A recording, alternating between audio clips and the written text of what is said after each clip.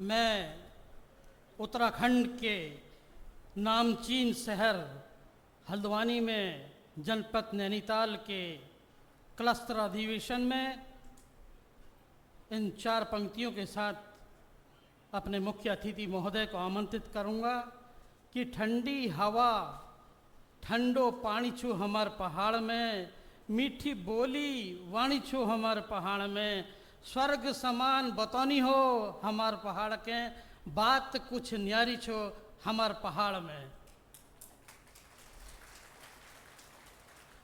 सुप्रसिद्ध शिक्षाविद professor Zakir Hussain college नई दिल्ली और यूपीएससी की तैयारी कर रहे अभ्यर्थियों को अपने ज्ञान और नॉलेज के माध्यम से जागरूक कर रहे इंटरव्यू पैनलिस्ट, दृष्टि आईएएस, मोटिवेशनल स्पीकर और अभी भारत में जो रिसेंटली एसएससी स्कैम हुआ है उसके विरोध में अभ्यर्थियों के पक्ष में बहुत ही प्रभावशाली ढंग से आपने अभ्यर्थियों का पक्ष रखा।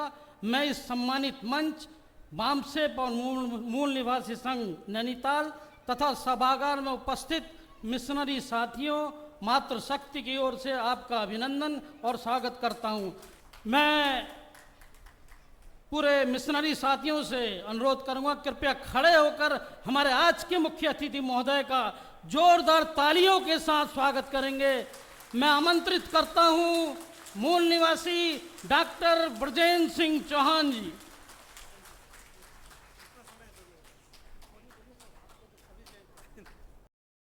नमन है ज्योतिबा फूले को, सावित्रीबाई फूले को, फातिमा शेख को। नमन है डॉक्टर अंबेडकर को, नमन है पेरियार को, कवि रविदास को, कबीर को। आप सब लोगों को नमन है। आभार है कि आप लोगों ने मुझे अवसर दिया कि मैं आपके सामने प्रस्तुत हो सकूं और इस क्लस्टर अधिवेशन में अपनी बातचीत रख सकूं। मंच पर विराजमान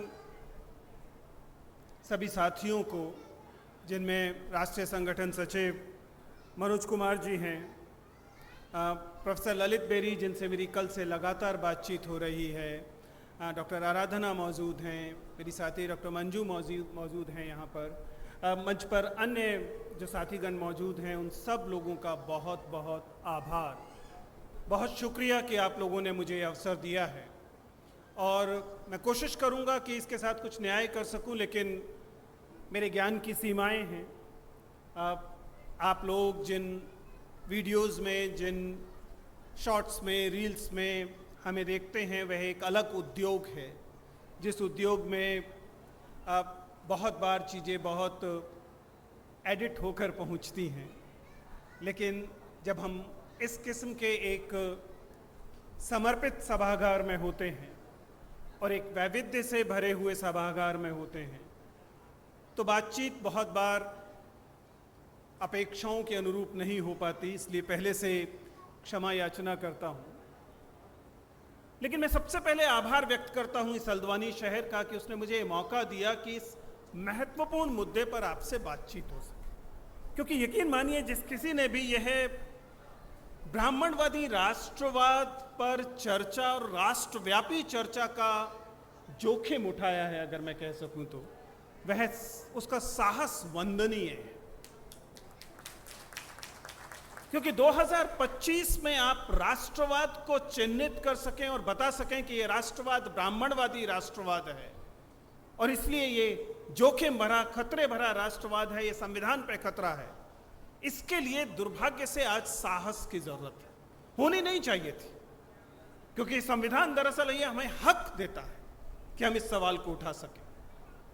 लेकिन जिसे डॉक्टर ललित मोहन बार बार 2014 के बाद वाली आजादी कह रहे हैं, उस आजादी ने हमसे ये आजादी लगातार छीनी है।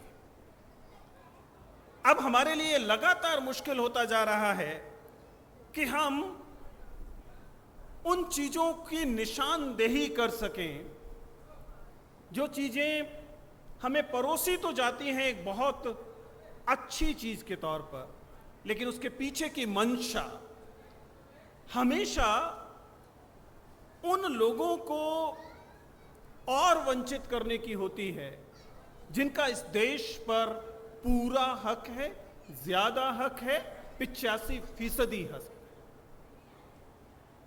आज की इस बातचीत में मैं इसी संदर्भ को उठाने की कोशिश करूंगा, क्योंकि बार बार हमें यह कहा गया कि देश तो लगातार गुलाम ही था। 2014 में कुछ हुआ कि देश आजाद हुआ, और हमें यह भी बताया गया कि यह आजादी जो आई 2014 वाली आजादी, क्योंकि दरअसल आजाद तो 1947 में हुआ था। बताना तो यह था कि 1947 में देश आजाद हुआ, लेकिन कहा गया 1947 में देश आजाद हुआ, औपनिवेशिक ताकतों से आजाद हुआ, लेकिन देश अभी भी गुलाम था। और केवल 150 साल गुलाम नहीं था, हमें यह बताया गया कि देश 800 साल गुलाम था।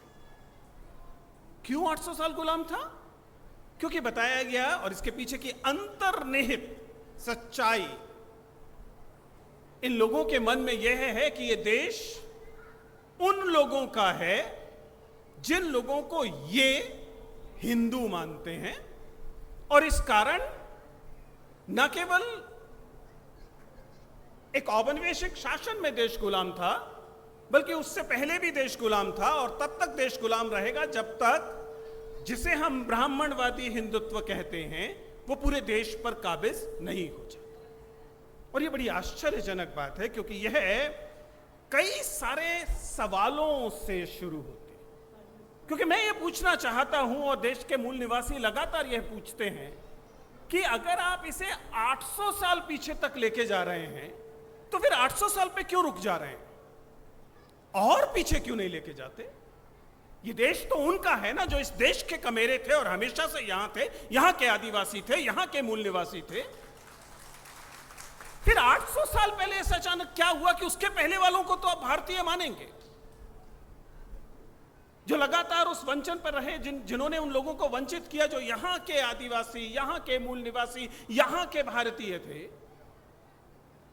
इसलिए इस मंशा पर, इस नीयत पर शक करने की जरूरत है। और यह मंशा, यह नीयत जब तक गहराई से समझी नहीं जाएगी, तब तक हम लगातार वह लड़ाई हारते रहेंगे जो हम सड़कों से जीतेंगे, लेकिन संसदों में हार जाएंगे, विधानसभाओं में हार जाएंगे, कॉरपोरेट बोर्डरूम्स में हार जाएंगे। थोड़ा सा मुश्किल सवाल है। कहा गया कि बहुत जटिल, वामसप की केंद्रीय कार्यकारिणी ने जो विषय भेजा है वो काफी जटिल दिखाई देता है। मुझे जटिल से ज्यादा वो साहसी दिखाई देता है।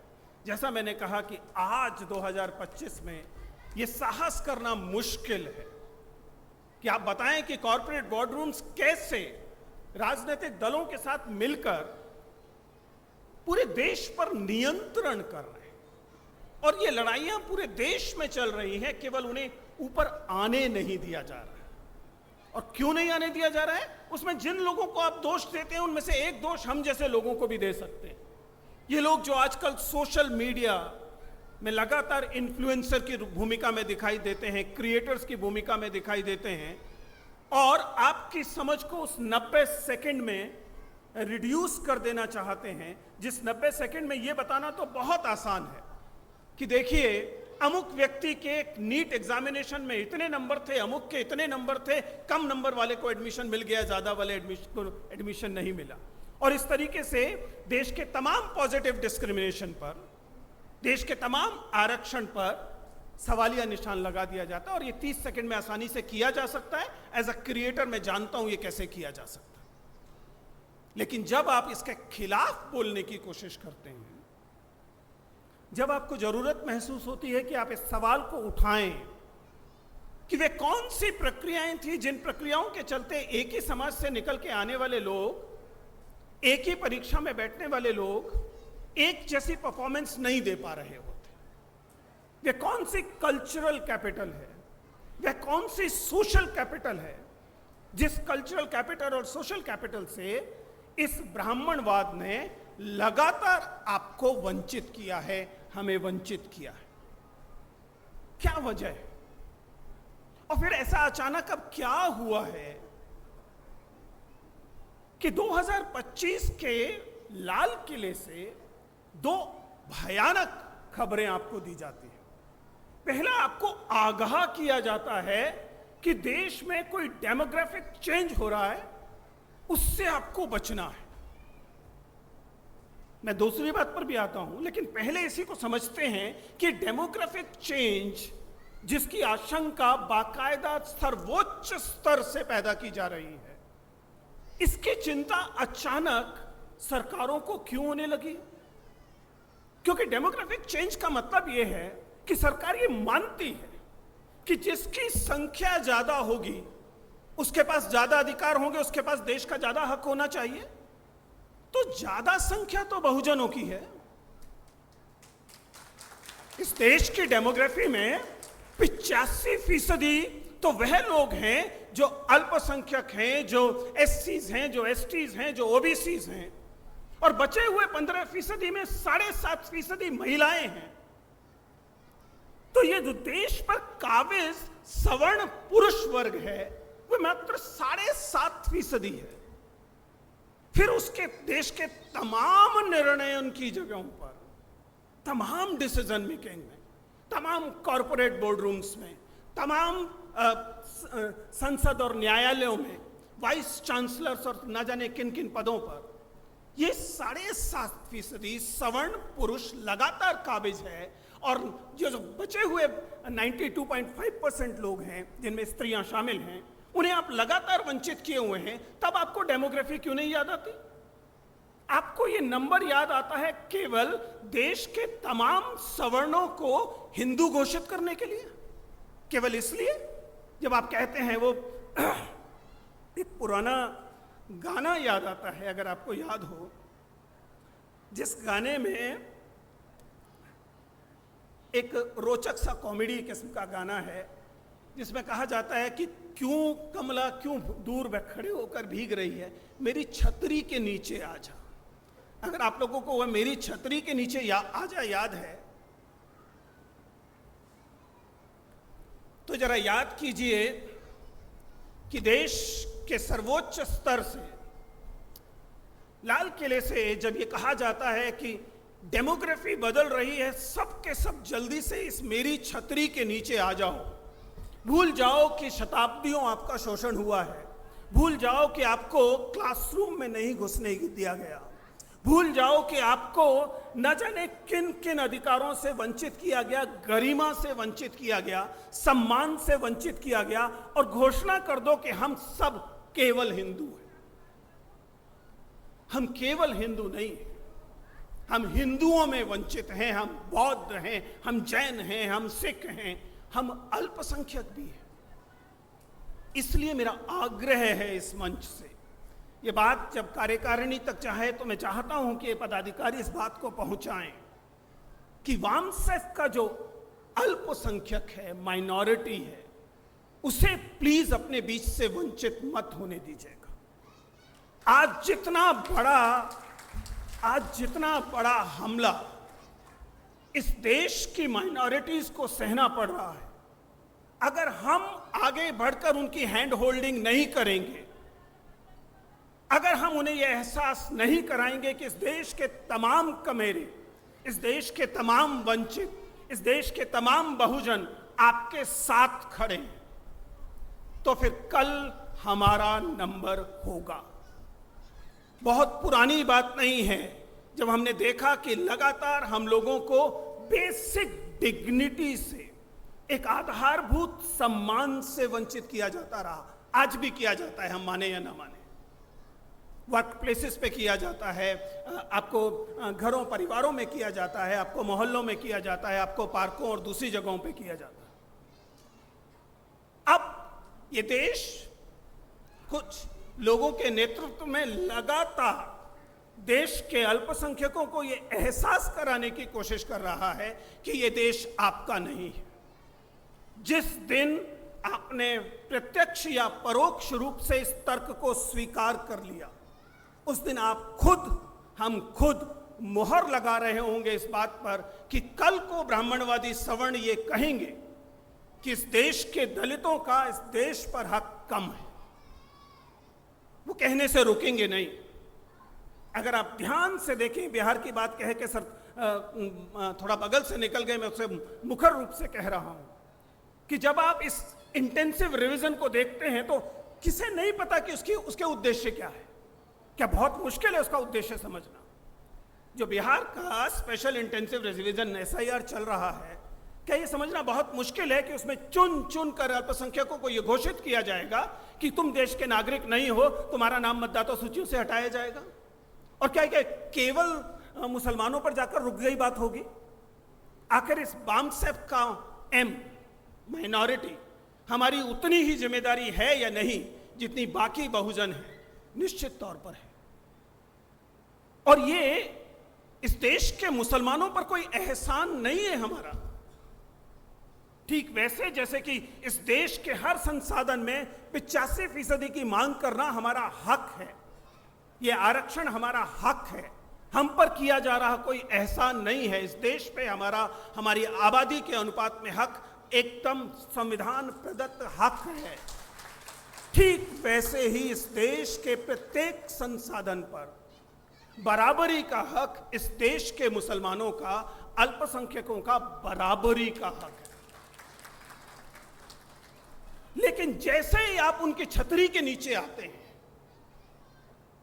वो छतरी किसके हाथ में है? छतरी ब्राह्मणवादियों के हाथ में है, सवर्ण लोगों के हाथ में है। वो अपनी छतरी लेके खड़े हैं और कह रहे हैं आ जाओ, आ जाओ, तुम मेरी छतरी के नीचे आ जाओ। और जैसे ही आप उनकी छतरी के नीचे आते हैं तो जो छतरी के बाहर रह गए वो देश से बहिष्कृत होते हैं, देश से वंचित होते हैं, मताधिकार तक से वंचित होते हैं। और आप सोचते हैं, हम सोचते हैं ये हम पर नहीं आएगा। क्यों नहीं आएगा? आएगा।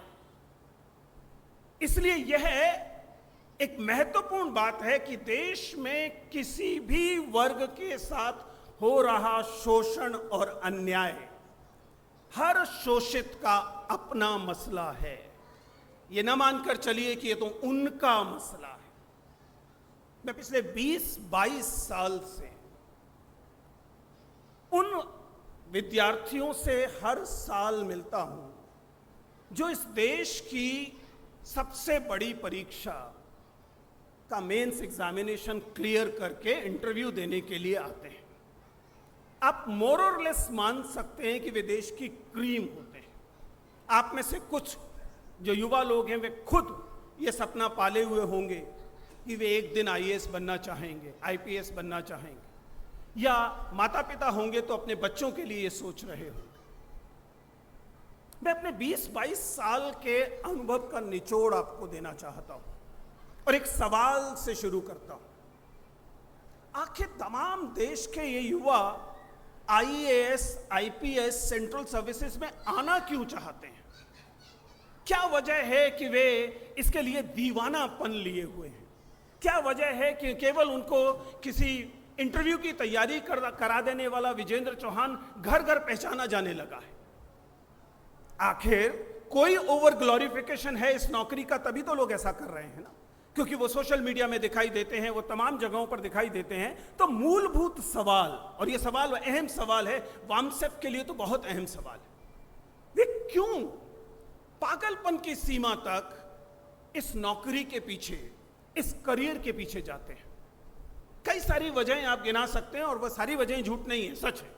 उनमें ये बात है कि अच्छा करियर है, अच्छी तनख्वाह है, अच्छी सोशल रेपुटेशन है, वगैरह वगैरह, बहुत सारी चीजें। लेकिन आप जानते हैं कि असली सच्चाई क्या है? मेरा 22 साल का अनुभव यह बताता है कि असली सच्चाई यह है कि तमाम लोग, इस देश के आम नागरिक, इन बड़ी नौकरियों के पीछे जाते हैं क्योंकि इस देश में आम नागरिक की इज्जत, सम्मान की कोई सुरक्षा नहीं।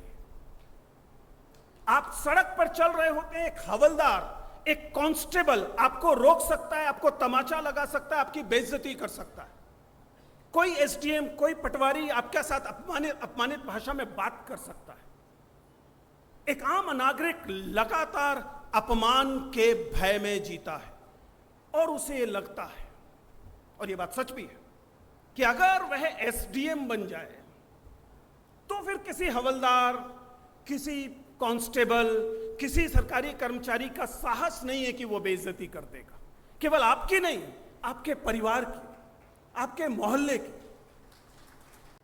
माई क्वेश्चन इज, अच्छी नौकरी है, करनी चाहिए, कोई बुराई नहीं, लेकिन इस देश के सभी नागरिकों को बराबर सम्मान क्यों नहीं मिलना चाहिए? इस देश के नागरिकों को यह अपमान का भय क्यों होना चाहिए? मैं क्लासरूम में जब जेंडर पढ़ाता हूं, जब मैं स्त्री विमर्श पढ़ाता हूं, तो एक बात बोलता हूं और उसी बात का एक्सटेंशन इस बात का उत्तर है।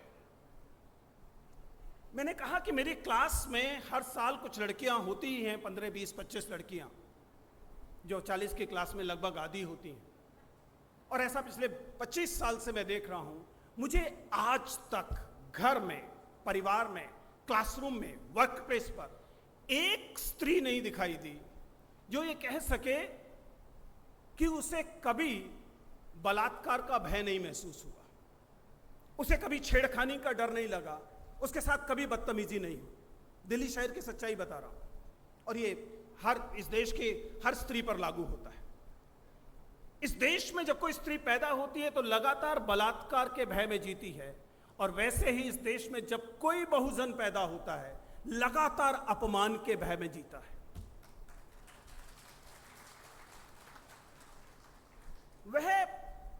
वह प्रोफेसर बन जाए, वह डॉक्टर बन जाए, वह किसी ऊंचे पद पर पहुंच जाए, तब भी लगातार बैक ऑफ द माइंड आपके अवचेतन में यह डर होता है कि कोई आपकी बेइज्जती कर सकता है। व्यक्त तौर पे नहीं करेगा तो आपके पीछे करेगा। समाज के इतनी बड़ी आबादी में सम्मान का यह गैर बराबर वितरण क्यों है? कुछ लोगों को पैदा होते ही सम्मान का हक मिल जाएगा, और देश की बहुसंख्यक आबादी पैदा होते ही अभिशप्त हो जाएगी कि उसे लगातार अपमान के भय में जीना है। क्या इस बात का हमारी मनोवैज्ञानिकता पर, हमारी समझ पर, हमारे अनुभव पर, हमारी संवेदनशीलता पर कोई असर नहीं पड़ेगा कि हमें 24 घंटे अपमान के भय में जीना है, या स्त्रियों के मामले में बलात्कार के भय में जीना है? क्या स्त्रियां अपने आप को समेटने नहीं लगती कि वो खुले में नहीं जाएंगी, वो अमुक सड़क पर नहीं जाएंगी, वो अमुक नौकरी से बचेंगी? यानी कि हमने उनके सपनों को इस भय से बांध दिया।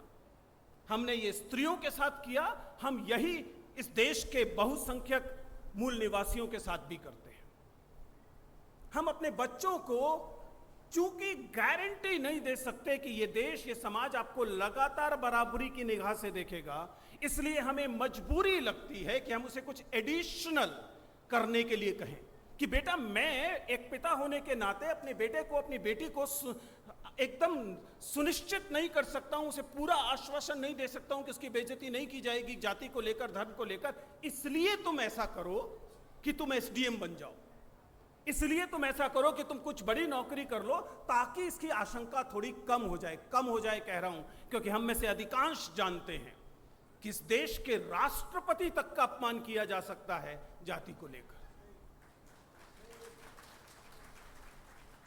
ऐसा एक बार नहीं हुआ, बार बार होता है। और इसलिए इस देश के हमारा देश केवल लोकतंत्र नहीं है, इस बाबा साहब के संविधान ने इस देश को एक बहुत महत्वपूर्ण और पहचान दी है। उसने इस देश को गणतंत्र बनाया है। डीएसपी, एसपी का पद, देश का कोई पद जन्म से तय नहीं होगा। गणतंत्र का सीधा मतलब है no post will be hereditary. King का बेटा किंग नहीं बनेगा। यह गणतंत्र होना हमारा हक है, लेकिन यकीन कीजिएगा यह हमारी जिम्मेदारी भी है। अगर आप इस देश की किसी पोजीशन को एस्पायर करने से डरते हैं, अगर आप इस देश में डिस्ट्रिक्ट कलेक्टर बनने से डरते हैं कि यह तो मेरी चीज नहीं है, यह तो मैं नहीं कर सकता, नहीं करूंगा, आपकी इच्छा है, इसमें कोई दिक्कत नहीं, लेकिन मैं नहीं कर सकता क्योंकि मैं अमुक खानदान में पैदा नहीं हुआ, अमुक समुदाय में पैदा नहीं हुआ, तो मानिए we are failing our republic. As a republic, this nation assure you, this constitution, ये हमारे देश का संविधान आपको इस बात की गारंटी देता है कि इफ अदरवाइज एलिजिबल, तो आपको पूरा हक है कि आप इस देश के किसी भी पद को एस्पायर करें, उसका सपना ले सकें. इसीलिए ब्राह्मणवाद को बार बार नए नए अवतारों में आना पड़ता है. उसे पता है कि देश का संविधान ये गारंटी देता है कि एक दलित जाति का व्यक्ति, एक बहुजन समाज का व्यक्ति, एक अल्पसंख्यक समाज का व्यक्ति अपने बच्चे के लिए एस्पायर कर सके, सपना ले सके कि वह देश का डिस्ट्रिक्ट कलेक्टर बनेगा. तो फिर ब्राह्मणवाद को दूसरे तरीके अपनाकर इसी कल्पना, इसी सपने के पंख कतरने के इंतजाम करने पड़ते हैं. और ये इंतजाम कैसे होते हैं? ये इंतजाम होते हैं बड़े बड़े प्रतिष्ठानों द्वारा, बड़े बड़े निजी संस्थानों द्वारा ऐसे संयंत्र, प्लांट खड़े कर देना जो आपके सपनों को पैदा होने से पहले उनके पर कतरना शुरू कर दें. आपको ये बताना शुरू कर देना कि अगर आप अमुक इंस्टीट्यूशन से पढ़कर नहीं आए हैं तो आपका आईएएस बनना मुश्किल है. अगर आप अमुक फीस देकर अमुक कोचिंग सेंटर में पढ़ने की शक्ति नहीं रखते तो आपको आईएएस के लिए ट्राई नहीं करना चाहिए.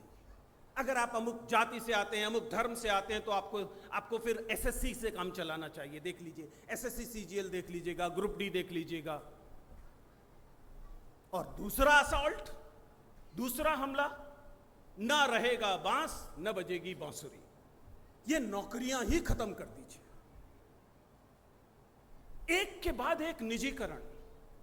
जितने प्राइवेट इंस्टीट्यूशंस खड़े हो रहे हैं पिछले कुछ सालों में, वे सारे के सारे प्राइवेट इंस्टीट्यूशन उन कब्रों पर खड़े हुए हैं जो कब्र हमारे पीएसयूज की कब्र हैं.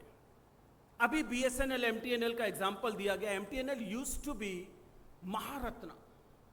एमटीएनएल में होने वाले किसी भी कर्मचारी का मतलब था जिंदगी सॉर्टेड. लेकिन चूंकि एमटीएनएल एक पीएसयू था, चूंकि एमटीएनएल में समाज के तमाम तबके के लोग आ सकते थे, आते थे, इसलिए एमटीएनएल को ही नष्ट कर दो, समाप्त कर दो. और ऐसा केवल एमटीएनएल के साथ नहीं हो, एक के बाद एक पीएसयूज के साथ हुआ. और केवल पीएसयूज के साथ नहीं हुआ, अर्थशास्त्र में जिन्हें मैरिट गुड्स कहा जाता है, हेल्थ, एजुकेशन, ट्रांसपोर्ट, चूंकि वे मैरिट गुड थी इसलिए कहा गया अर्थशास्त्र में कि इन्हें लाभ हानि के नजरिए से नहीं देखा जा सकता. ये उपक्रम लाभ के लिए नहीं है, ये देश में निवेश है, ये इन्वेस्टमेंट है. देश इन्वेस्ट कर रहा है स्कूल बनाकर. इसलिए आप इसे यह मत देखिए कि कितनी फीस आती है और कितनी सैलरी देनी पड़ती है. लेकिन एक के बाद एक हर वो राज्य जहां पर जितना तेज धार्मिक नारा लग रहा है, देख लीजिए चारों तरफ, जिस राज्य में जितना तेजी से धार्मिक नारा लग रहा है, उस देश में शिक्षा का निजीकरण उतनी ही तेजी से हो रहा है. दोनों के बीच एकदम कार्य कारण श्रृंखला है. जितना पैसा कांवड़ यात्रा पर, जितना पैसा कुंभ पर उत्तर प्रदेश में लगाया गया, मानो सारा का सारा स्कूल बंद करके ही वसूला जाएगा.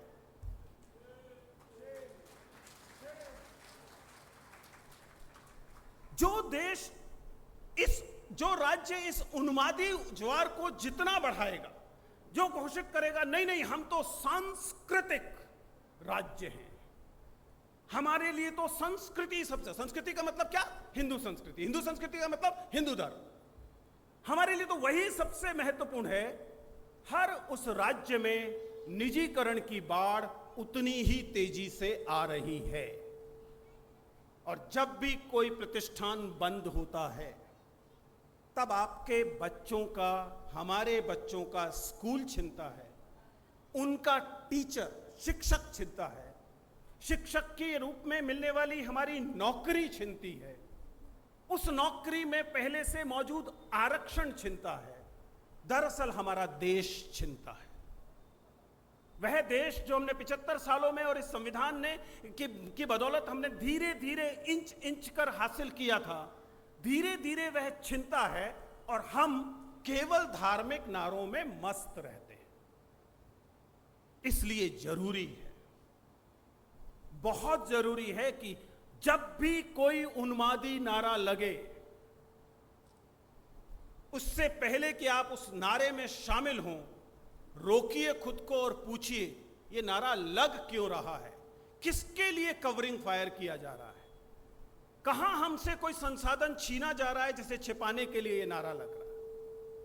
आप यकीनी तौर पे पाएंगे कि जब भी किसी अखबार के पहले पेज पर कोई धार्मिक खबर छप रही होती है, उसी अखबार के 7वें 8वें पेज पर कोई एक कॉलम की खबर बता रही होती है कि कहां किस खान को बेच दिया गया, कहां किसका पट्टा किसी बड़े पूंजीपति को दे दिया गया।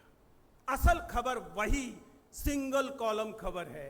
ये जो फ्रंट पेज खबर है वो एक कवरिंग न्यूज है।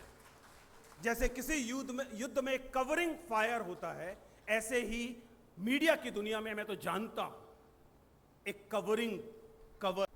हम इन्फ्लुएंसर्स को, हम लोगों को इन्फ्लुएंसर भी कहा जाता है, बार बार सरकार की तरफ से संदेश आते हैं और संदेश ये होते हैं कि अमुक योजना के लिए, अमुक चीज के लिए हम आपको धन देंगे और आप उनके लिए रील बनाइए, शॉर्ट्स बनाइए। लेकिन रोचक बात यह होती है कि जब जब सरकार के प्रतिरोध की सोशल मीडिया में उफान आता है, सरकार के खिलाफ प्रतिरोध में, तुरंत ये वाले जो पैसा है, ये वाला जो प्रस्तावनाएं हैं, ये जो आपको प्रपोजल हैं, वो बढ़ जाते हैं। और ये सीधा सीधा रिलेशनशिप है, अब तो हम लोगों को अच्छे से पता है। इसीलिए ऐसे इन्फ्लुएंसर आपसे कहना चाह रहा हूं, मैं केवल यही नहीं कहता रहा हूं कि बैठने का तरीका थोड़ा कैजुअल है, यह भी बता रहा हूं कि जब भी आप अपनी अटेंशन किसी को देते हैं, आपको लगता है आप एक मुफ्त की चीज दे रहे हैं। आप मुफ्त की चीज नहीं दे रहे। आपके पास जितनी भी चीजें हैं उनमें सबसे कीमती चीज इस समय अगर कुछ है तो आपकी अटेंशन है। इसलिए अपनी अटेंशन जो है हर किसी को मत दे दीजिए, और मुफ्त में तो बिल्कुल मत दे दीजिए। बिकॉज यू नेवर रियलाइज कि इस अटेंशन, आप समझ पा रहे हैं, जब मैं अटेंशन कह रहा हूं मैं सोशल मीडिया की बात कर रहा हूं। आपने मोबाइल फोन खोला, आपके सामने एक रील आई, आपने जैसे ही उस रील को 10 सेकंड फालतू देखा, आप गुलाम हो चुके हैं, क्योंकि अगली रील फिर सेम कंटेंट पर आपके सामने आएगी। 2, 3, 4, 5 रील देखते देखते you will lose your agency to decide कि आपने क्या देखना है। इसका क्या लेना देना है? ट्रेन किसने ट्रेन किया? कौन है कॉर्पोरेट में बैठे हुए वे लोग जो बीटेक कर आए, सारी जिंदगी आरक्षण को गाली देते रहे, और अब HCL में या किसी TCS में बैठकर ये प्री ट्रेन कर रहे हैं? उनके मन में जाति को लेकर जो ब्राह्मणवादी घृणा है वो कहां जाएगी? वो इन्हीं कोड्स में आएगी, और आपको पता भी नहीं लगेगा कि वह मशीन जिसे आप एक मशीन मानते हैं, कोड मानते हैं, उसमें ठीक वह ब्राह्मणवादी घृणा शामिल हो जाएगी जिसके बारे में आप कुछ नहीं कर पाएंगे। नहीं यकीन होता तो मैं आपको एक अपना वाकया बताता हूं। ChatGPT-4 पेड वर्जन मेरे पास था। मेरे पास एक टीम है जो बाकायदा इन चीजों को देखती है, और मैंने इस ChatGPT-4 से यह कहा, सवाल पूछा, give me the demography of individuals who trained GPT for OpenAI। OpenAI वह कंपनी है जिसके GPT का नाम ChatGPT है। मैंने कहा बताओ किसने आपको ट्रेंड किया, उनकी डेमोग्राफी क्या है, उसमें किस धर्म के लोग थे, किस रेस के, क्योंकि विदेशी भी होंगे ना, किस नस्ल के लोग थे, उसमें किस आयु के लोग थे, उसमें किस जाति के लोग थे। क्या उत्तर दिया जानते हैं ChatGPT ने? ChatGPT ने कहा I can not tell you, this is against the policy. And you know कि आप ChatGPT, जो लोग यंग लोग हैं वो जानते हैं कि ChatGPT को हम टेढ़ा मेढ़ा करके दोबारा सवाल पूछ सकते हैं। तो मैंने फिर पुश करना शुरू किया, 2 सवाल, 3 सवाल। तीसरे सवाल तक आते आते उसने उत्तर दिया, again I cannot tell you, मैं बता नहीं सकता, लेकिन, एंड इसके बाद इंपॉर्टेंट कन्फेशन है, जेपीटी ने कहा but I understand that my responses, मेरे जो रिस्पॉन्सेस हैं वह इन्फ्लुएंस हो सकते हैं प्री ट्रेंड करने वाले लोगों के बायसेस से। ये जाति पर लागू होता है, ये जेंडर पर लागू होता है, ये धर्म पर लागू होता है, ये राष्ट्रीयता पर लागू होता है, तमाम चीजों पर लागू होता है। इसलिए वे कोर्ट्स जिन्हें आप मानकर चलते हैं कोर्ट्स की कोई जाति नहीं होती, अटेंशन की कोई जाति नहीं होती, आप गलत हैं। अटेंशन की जाति भी होती है, धर्म भी होता है। इसलिए मैं पूछता हूं, कितने बहुजन इन्फ्लुएंसर्स आपको याद आते हैं और उन बहुजन इन्फ्लुएंसर्स की फॉलोइंग में आपको कितनी डाइवर्सिटी दिख पाती है? आप पाएंगे कि इस मामले में हमारी स्थिति वैसे ही खराब है, ठीक वैसे जैसे कि क्रिकेट एक अच्छा खेल है, लेकिन सचिन तेंदुलकर को जितने मौके मिलते हैं उतने विनोद कांबली को नहीं मिलते। बिल्कुल यही आर्टिफिशियल इंटेलिजेंस पर लागू होता है, ये आपके सपनों पर, एस्पिरेशंस पर लागू होता है। आपका आईएएस बनने की चाह, आपकी बड़ी सरकारी नौकरी पाने की चाह, ये चाह या ये स्वप्न आपके प्रिविलेजेस से या आपके डेप्रिवेशन से इंसुलेटेड नहीं है, उनसे प्रभावित होता है। पिछले 20-22 सालों में मुझसे ये हजारों बार सवाल पूछा गया कि सर आईएएस कैसे बनते हैं, कौन से गुणों से आईएएस बना जाता है। मैं यहां आपके सामने इसका सही उत्तर दे रहा हूं। आपकी मेहनत, आपकी लगन, आपकी commitment, these are only minor variable in your success और फेलियर। बुरा लगेगा लेकिन सच्चाई है ये। This is a very complex equation, एक बहुत जटिल समीकरण है जिसमें आपने कितनी मेहनत की, कितनी लगन से काम किया, कितने आपके व्यक्तिगत दृढ़ निश्चय था, ये सब मैटर करते हैं, लेकिन सेकेंडरी वेरिएबल्स हैं। प्राइमरी वेरिएबल है आपके प्रिविलेजेस और आपके डेप्रिवेशंस, आपके अभाव और आपके प्रिविलेजेस। वरना रिजल्ट देख जाइए ना, 95% of the people selected across board are higher middle class वर्ग के तौर पर, और इस हायर मिडिल क्लास में अनरिजर्व कैटेगरी से सेलेक्ट होने वाले लोगों में आप पाएंगे कि बहुजन लोगों की संख्या बहुत कम है। इसलिए उन ओटीटी प्लेटफॉर्मों से मत गुमराह होइए जो आपको कहते हैं कि चक्की चलाता था, आईपीएस बन गया। ऐसी success stories take them with a pinch of salt. मैं ये नहीं कह रहा कि सक्सेस स्टोरीज होती नहीं है, लेकिन 1000 में वही 5 होती हैं। उन्हीं 5 को आपको बेचा जाता है और उनके आधार पर आप ये मान लेते हैं कि ये ऐसा क्षेत्र है जो पूरी तरह से सो कॉल्ड मेरिट बेस्ड है। अगर ये शुद्ध मेरिट बेस है तब भी इस मेरिट के कंस्ट्रक्ट को क्वेश्चन करना, उस पर सवाल उठाना जरूरी है, क्योंकि ये मेरिट आपकी कल्चरल कैपिटल के बिना नहीं आई होती, और कल्चरल कैपिटल उसी कैपिटलिज्म का उत्पाद है जिस कैपिटलिज्म के तहत हमारे तमाम प्रतिष्ठानों को निजी कर दिया जा रहा है। क्योंकि जब ये प्रतिष्ठान बड़े पैमाने पर निजी हो जाएंगे, जब आपका जो इंक्लूजन है, आपका जो वैविध्यकरण है, जो आपकी डाइवर्सिटी है, वो डाइवर्सिटी जब आपसे छिन जाएगी, तब आपके पास इन सपनों को हासिल करने की संभावना और कम हो जाएगी। It will be further reduced. It is already less, but it will be further reduced. इसलिए सवाल उठाना सीखिए। जब डॉक्टर ललित मोहन ने कहा कि जो लगातार हम अपमान सहते हैं उसके खिलाफ सवाल उठाइए, और सिर्फ इतना नहीं, अपने मोहल्ले के चीजों के लिए सवाल उठाइए। मैं तो कहता हूं हर चीज पर सवाल उठाइए, सब पर। मैं तो अपने विद्यार्थियों से कहता हूं विजेंद्र चौहान पर सवाल उठाइए, जरूरी है। मैंने तो एआई पर सवाल उठाया, एआई तो मनुष्य है भी नहीं, इसलिए हर संरचना पर सवाल उठाइए। क्योंकि ये सवाल इस लोकतंत्र को मजबूत बनाते हैं, इस संविधान के प्रति आपके दायित्व को पूरा करते हैं, और ये सवाल किसी उम्र में खत्म नहीं होने चाहिए। मैं केवल युवाओं से नहीं कह रहा हूं कि सवाल उठाइए, बल्कि मैं तो अपने सीनियर साथियों से कह रहा हूं, जो रिटायर हो गए उनसे कह रहा हूं कि सवाल उठाइए। आपके लिए तो सवाल उठाना और निरापद है। अब क्या खोएंगे?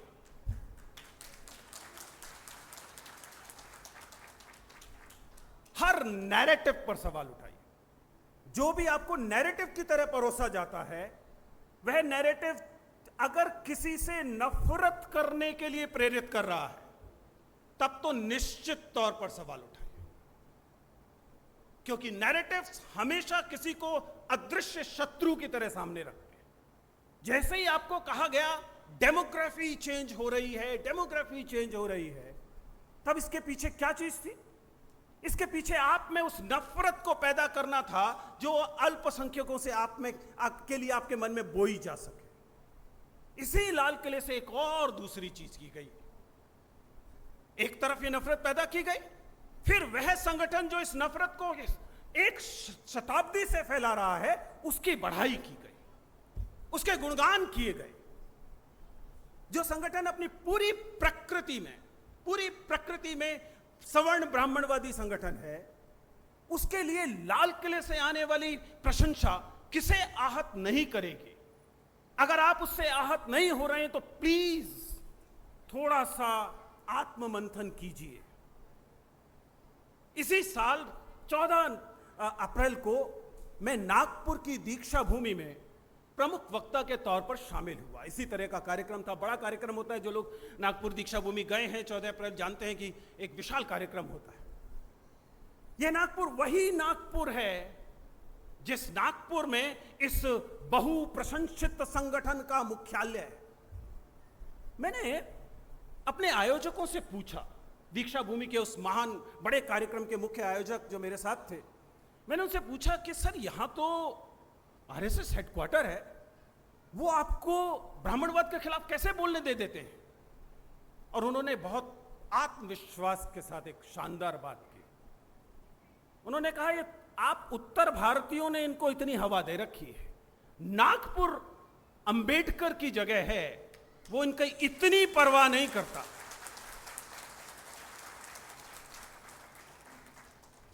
आखिर आप इस नागपुर से आ रहे आत्मविश्वास को ऐसे ही विसर्जित नहीं होने दे सकते, क्योंकि ये आत्मविश्वास जो नागपुर से आप तक पहुंचा है, ये आप पर कर्जा है। ये एक तरह से आप पर आपकी अमानत है, और आपकी जिम्मेदारी है कि आप इसे द्विगुणित करके, इसे तिगुना करके, इसे चारगुना करके आसपास फैलाएं। क्योंकि सच्चाई यह है कि इस समय पूरा देश जो पूरा का पूरा हमारा समुदाय है, उसकी तरफ देख रहा है। अल्पसंख्यक और बहुजन मिलकर, जिन्हें हम मूल निवासी कह रहे हैं, ये उनकी तरफ देख रहा है कि वही ये जो चारों तरफ हिंसा का और नफरत का जहर फैलाया जा रहा है, उसे दूर कर सकते हैं। ये तो समस्याओं की बात हुई। सवाल अब यह है कि यह जो ब्राह्मणवादी राष्ट्रवाद है, ये राष्ट्रवाद इतना ताकतवर कैसे हो जाता है? हम लोगों ने क्लासरूम में इसे समझने की कोशिश की, और हमें कुल मिलाकर 4+1 गिरोह के 5 एक गिरोह मिला, जिस गिरोह में 5 सदस्य हैं जो इस ब्राह्मणवादी राष्ट्रवाद को, जो कि धार्मिक राष्ट्रवाद की पीठ पर चढ़कर आता है, उसे ताकतवर बनाते हैं। और ये कहीं बाहर नहीं है, यकीन कीजिएगा। पहली चीज है परिवार। प्लीज अपने परिवार पर आलोचनात्मक नजर डालिए, क्योंकि ये परिवार है जो पहले दिन से धर्म की और सवाल न पूछने की घुट्टी पिलाता है। हम अपने बच्चों से नाराज होना शुरू करते हैं क्योंकि वो हम पर सवाल उठा रहे हैं। हम अपने बच्चों को आज्ञाकारिता सिखाते हैं। हम अपने बच्चों को बताते हैं चुप रहो, और बच्चे जब चुप हो जाते हैं तो वो सिर्फ आपके लिए चुप नहीं होते, वो हर अन्याय, हर शोषण जो उनके लिए उन्हें शोषण दिखाई देता है, उसके प्रति चुप हो जाते हैं। हम बच्चों की कंडीशनिंग करते हैं, कैसे बैठोगे, कैसे चलोगे, लड़कियां कहां जाएंगी, कहां नहीं जाएंगी। इस प्रक्रिया पर दोबारा सवाल उठाइए। पहली चीज परिवार, इसलिए परिवार को लोकतांत्रिक बनाएंगे तब संविधान की इज्जत करना परिवार से शुरू होगा, क्योंकि संविधान नागरिकों को अधिकार देता है, व्यक्तियों को अधिकार देता है, वो केवल समुदायों को नहीं देता। स्वतंत्रता का अधिकार व्यक्ति का, नागरिक का अधिकार है। बच्चे को पैदा होते ही मिलता है, बशर्ते आप उसकी इज्जत कर सके। मैं ये नहीं कह रहा कि बच्चे को आप उसका पोषण नहीं करेंगे, उसको गाइडेंस नहीं देंगे, लेकिन बच्चे को सवाल पूछना सिखाइए। और फिर अगला चरण आता है, और यह चरण है धर्म।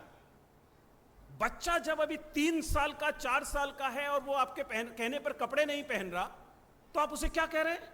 हाँ, पाप लगेगा। कोई पाप नहीं होता दोस्त, न पाप होता है, न पुण्य होता है, न स्वर्ग होता है, न नर्क होता है। लेकिन जैसे ही आप छोटे बच्चे को खिलौने में, बातचीत में ये पाप और पुण्य देना शुरू करते हैं, बाद के लोगों के लिए बहुत आसान हो जाता है कि उसे उसके हाथ में हथियार पकड़ा दे और कहे कि इसे मार, इसकी हत्या कर, पुण्य मिलेगा।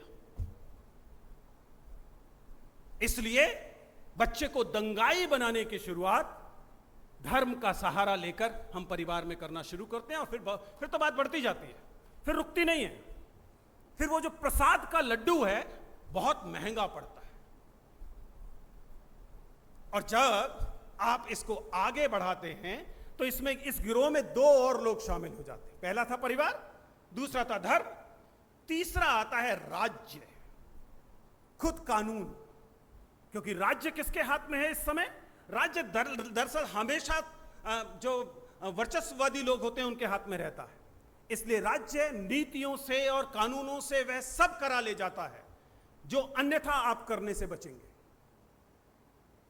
तो परिवार, धर्म, राज्य, और एक और इस गिरोह की चीज है जिसके बारे में हम हमेशा से एकदम बगुले के सफेद पंखों की तरह बहुत आसक्त रहे हैं।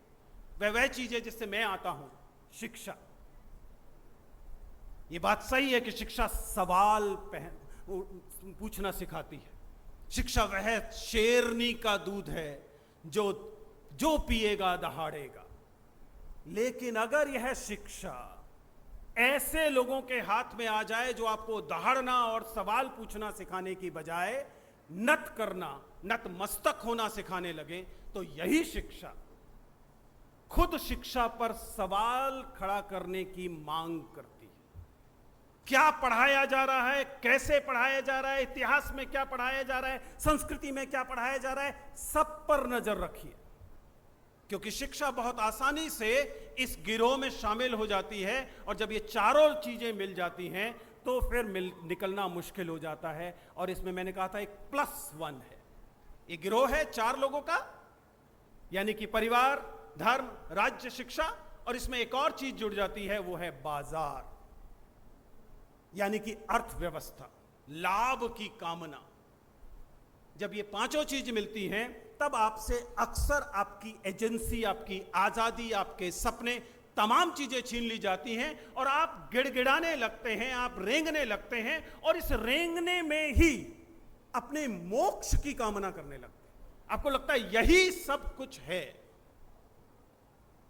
इसलिए सवाल पूछने वाला मूल निवासी, सवाल पूछने वाला दलित, सवाल पूछने वाला बहुसंख्यक, सवाल पूछने वाला अल्पसंख्यक, इन तमाम चीजों को शत्रु दिखाई देता है। वो जेल में बंद कर दिए जाते हैं। हमारे एक साथी हैं हनी बाबू, 5 साल से बंद हैं। क्यों? क्योंकि वो जो पुणे में भीमा कोरेगांव होता है, उस भीमा कोरेगांव में इस बात की खुशी मनाने के लिए गए थे कि इस देश में कभी दलितों ने असर्शन किया है, बहुजनों ने असर्शन किया है। उनको 5 साल से बिना मुकदमे के जेल में बंद कर रखा है, बिना मुकदमे के। ना बेल आ रही है, ना मुकदमा हो रहा है, और वो 5 साल से वे प्रोफेसर, अंग्रेजी के प्रोफेसर दिल्ली विश्वविद्यालय के, जेल में इंतजार कर रहे हैं। एक साथी तो मर गए वहां। जबकि एक डेरा है, उस डेरे के एक भक्त हैं गुरुजी, बलात्कार का आरोप है, साल में 70 दिन पैरोल पे बाहर रहते हैं, पूरे कन्विक्टेड हैं तब भी। इसलिए बहुत जरूरी है कि आंखें खुली रखें, सवाल पूछें। ये सवाल पूछना निरापद नहीं है, इसकी कीमत चुकानी पड़ेगी। लेकिन क्या डॉक्टर अंबेडकर ने कीमत नहीं चुकाई? क्या ज्योतिबा फुले ने कीमत नहीं चुकाई? सावित्रीबाई फुले, फातिमा शेख ने कीमत नहीं चुकाई? क्या हम पुरखों की उस चुकाई हुई कीमत कि कोई भी कुकुर आए, कोई भी मुर्गा आए, बांग दे और मसीहा बन जाए, नहीं करने दिया जा सकता। मैं दिल्ली से हल्द्वानी आप लोगों के पास इसी गुजारिश के साथ आया हूं। मैं एक शिक्षक हूं, एक शिक्षक के तौर पे मरूंगा, और उसी आधार पर आप लोगों से गुजारिश करने आया हूं, युवाओं से, वयस्कों से, बुजुर्गों से, कृपया इसे अपना दायित्व मानिए। मेरी गुजारिश है, मेरा आग्रह है, अपना दायित्व मानिए कि हम अपने बच्चों को वैज्ञानिक सोच दें, अपने बच्चों को धार्मिकता के इस बवंडर से बचाएं, उन्माद से बचाएं। क्या 2 मिनट में केवल समाप्त करूंगा, क्या सूत्र हो सकता है जिस सूत्र के तहत मुझे लगता है कि हम इस लड़ाई को ले जा सकते हैं? पहला सूत्र तो बामसेफ से आग्रह है, जो मैं पहले ही कर चुका हूं, कि प्लीज बामसेफ के एम को मत भूलिएगा। ये बहुत जरूरी कड़ी है। जिस दिन आपने उन्हें अनाथ छोड़ा, उस दिन दरअसल हम अपने ऊपर की छाया को समाप्त कर रहे होंगे, क्योंकि यह जो इंटर कम्युनिटी सॉलिडैरिटी है, ये जो अंतर सामुदायिक जो समर्थन है, सॉलिडैरिटी है, यही हमारा बीमा है शोषण के खिलाफ, पहली चीज। और यही लागू होता है देश के दूसरे महत्वपूर्ण न्यायप्रिय आंदोलनों के साथ आपकी नेटवर्किंग को लेकर। अगर हम एक संगठन हैं और मान लीजिए मानवाधिकार पे काम करते हैं, एक दूसरा संगठन है जो स्त्री अधिकारों पे काम करता है, तीसरा संगठन है जो पर्यावरण पे काम करता है, और हम कहें कि नहीं ये लड़ाइयां हमारी नहीं है, हमारी लड़ाई तो केवल डीए ठीक मिलना चाहिए, एचआरए ठीक मिलना चाहिए, नौकरी ठीक मिलनी चाहिए, यही। हम जैसे ही ऐसे सहयोगी संगठनों की उपेक्षा करते हैं, हम अपनी लड़ाई को कमजोर करते हैं। अन्याय और शोषण के खिलाफ दुनिया का कोई भी संघर्ष मेरा संघर्ष, हमारा संघर्ष। यह संघर्ष भले ही गजा और पैलेस्टाइन में हो रहा हो, या भारत के समुद्र तटों पर समुद्र को बचाने के लिए हो रहा हो, या देश की माएं, बहनें, औरतें, स्त्रियां अपने अधिकारों के लिए आंदोलन कर रही हों, या देश के अल्पसंख्यक अपने अधिकारों के लिए आंदोलन कर रहे हों, या देश के आदिवासी जो खनन है, जो खनिज हैं, उनके अन्यायी दोहन के खिलाफ आंदोलन कर रहे हों, विस्थापन के खिलाफ आंदोलन हो रहे हों, ये तमाम आंदोलन हमारे बंधुत्व के आंदोलन हैं। इन आंदोलनों को उपेक्षा से मत देखिए, और कभी कभी तो बड़ा भाई छोटा भाई की तरह देखिए। कई बार ये आंदोलन आपको छोटे दिखाई दे सकते हैं, लेकिन अगर उन्हें समर्थन की जरूरत है और आप इस स्थिति में हैं कि समर्थन दे सकते हैं, तो जरूर दीजिए, क्योंकि अन्याय के खिलाफ हर लड़ाई साझा होती है। और जब भी कहीं भी कोई भी अन्याय या शोषण होता है, तो वह देश भर, दुनिया भर के न्याय के खिलाफ एक चोट करता है, क्योंकि न्याय या तो पूरा मिलता है या फिर बिल्कुल नहीं मिलता। इसलिए मेरा आपसे यह आखिरी आग्रह है, अपने आसपास चल रही बराबरी की लड़ाइयों को, न्याय की लड़ाइयों को, शोषण के विरुद्ध खड़ी हुई लड़ाइयों को प्यार की निगाह से देखें, मोहब्बत की निगाह से देखें। इस निगाह से देखें कि वे भी आप ही का काम कर रहे हैं। आप किसी और काम में व्यस्त हैं, ठीक है, लेकिन जो काम वो कर रहे हैं वह भी उतना ही जरूरी काम है जितना आपका काम है। इसलिए अगर कल को वे गलती से कहते हैं कि आप बात तो ठीक कर रहे हैं लेकिन मैं अभी बिजी हूं, नहीं आ सकता, तो इस बात पे नाराज मत होइए, क्योंकि वो जो काम वहां कर रहे हैं वो भी आप ही का काम है। अगर आप ऐसा देख पाएंगे तो मुझे लगेगा कि मेरा हल्द्वानी आना सार्थक हुआ। और अगर मैं एक भी व्यक्ति पर वैसा प्रभाव डाल पाया होऊंगा तो मैं नतमस्तक हूं आयोजकों का कि उन्होंने मुझे ये अवसर दिया। क्रांतिकारी अभिनंदन के साथ बात को समाप्त करता हूं। जय भीम, जय संविधान।